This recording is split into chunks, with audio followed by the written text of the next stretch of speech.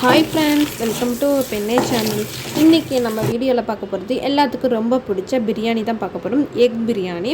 வீடியோக்குள்ளே போகிறதுக்கு முன்னாடி நம்ம சேனலை சப்ஸ்கிரைப் பண்ணிக்கோங்க, பக்கத்தில் இருக்க பெல் பட்டனையும் கிளிக் பண்ணிக்கோங்க. அப்போ தான் நான் போடுற வீடியோலாம் உங்களுக்கு வரும். வாங்க வீடியோக்குள்ளே. பிரியாணி பண்ணுறதுக்கு ஃபஸ்ட்டு முட்டையை ரோஸ்ட் பண்ணிடலாம். ஒரு கடாயில் கொஞ்சமாக எண்ணெய் ஊற்றிக்கோங்க.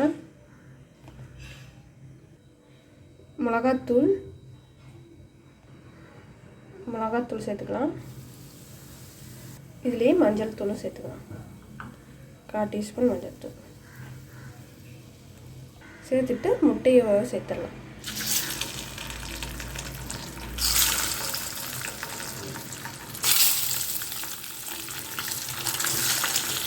நல்லா ரோஸ்ட் பண்ணி எடுத்துக்கோங்க.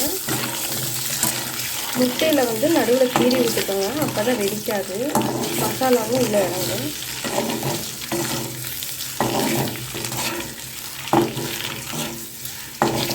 இந்த மாதிரி ரோஸ்ட் பண்ணிக்கோங்க. இதை தனியாக எடுத்து வச்சிடலாம். எடுத்துக்கோங்க. இது குக்கரில் தான் பிரியாணி பண்ண போகிறோம். கொஞ்சமாக நெய் சேர்த்துக்கலாம், எண்ணெயும் சேர்த்துக்கலாம் கொஞ்சமாக. இதில் பிரியாணி இலை, பட்டை 2, ஒரு ஜாவித்ரி, ஒரு கல்பாசி, ஒரு நட்சத்திர சோம்பு, 2 கிராம்பு, 2 ஏலக்காய் சேர்த்துடலாம். இது கூடயே பெரிய வெங்காயம் நீல வாக்கில் கட் பண்ணி வச்சுருக்கேன். ஒரு பச்சை மிளகாவும் கட் பண்ணி வச்சுருக்கேன், அதை சேர்த்துக்கலாம். வெங்காயம்லாம் நல்லா வதங்கணும். நல்லா வதக்கி வச்சுக்கணும். இதுலேயே இஞ்சி பூண்டு பேஸ்ட்டு 1 டீஸ்பூன் சேர்த்துக்கலாம். 1 டீஸ்பூன் இஞ்சி பூண்டு பேஸ்ட்டு,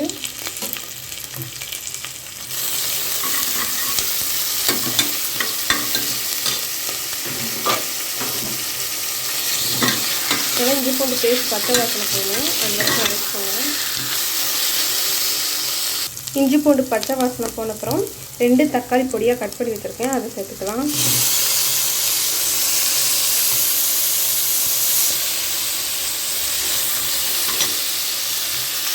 இதுலேயே மிளகாத்தூள் சேர்த்துக்கலாம். 1 டீஸ்பூன் மிளகாத்தூள், பிரியாணி மசாலா, பிரியாணி மசாலா 1 டீஸ்பூன் சேர்த்துக்கோங்க. நல்லா மிக்ஸ் பண்ணி விட்டுடலாம். தக்காளியெல்லாம் நல்லா குழஞ்சி வெந்து வரணும். தக்காளி வணங்குறதுக்காக கொஞ்சமாக உப்பு சேர்த்துக்கலாம்.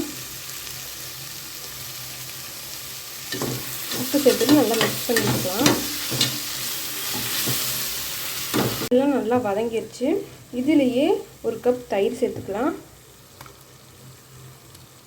தயிர் சேர்த்தோன்னா நல்லா மிக்ஸ் பண்ணி விட்டுருங்க, இல்லாட்டி திரியாக இருக்கும். அதனால புதினாவும் கொத்தமல்லியும் சேர்த்துடலாம்.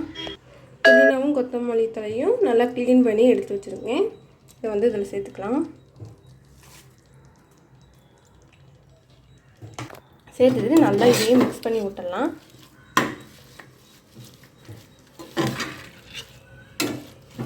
இது கொஞ்சம் நேரம் இருக்கட்டும், நல்லா வதங்கி வரட்டும். பாஸ்மதி அரிசியை நல்லா கழுவி க்ளீன் பண்ணி ஊற வச்சு எடுத்து வச்சுருக்கேன். இப்போ அதில் சேர்த்துடலாம்.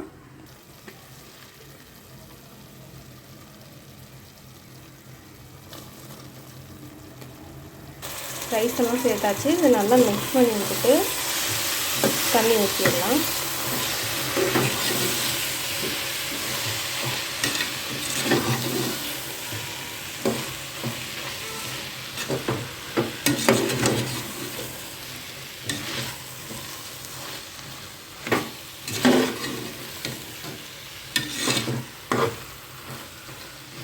இப்போ தண்ணி சேர்த்துடலாம்.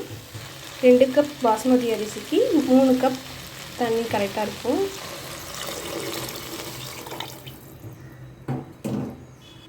இந்த டைமில் உப்பு சேர்த்துக்கலாம். நம்ம ஏற்கனவே தக்காளி வாங்குறப்போ உப்பு சேர்த்துருக்கோம், பார்த்துட்டு சேர்த்துக்கோங்க. உப்பு கொஞ்சம் கக்கிற மாதிரி இருக்கணும், அப்போ தான் அரிசி வெந்து வரப்போ கரெக்டாக இருக்கும்.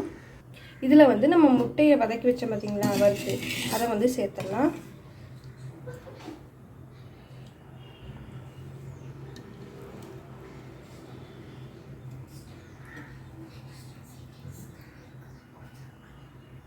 முட்டை சேர்த்தாச்சு.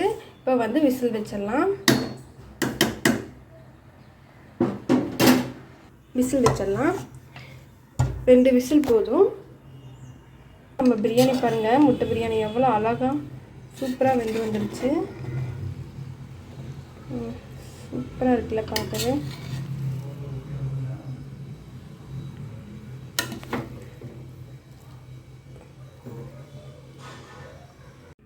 நம்ம பிரியாணி ரெடி ஆயிடுச்சு, முட்டை பிரியாணி.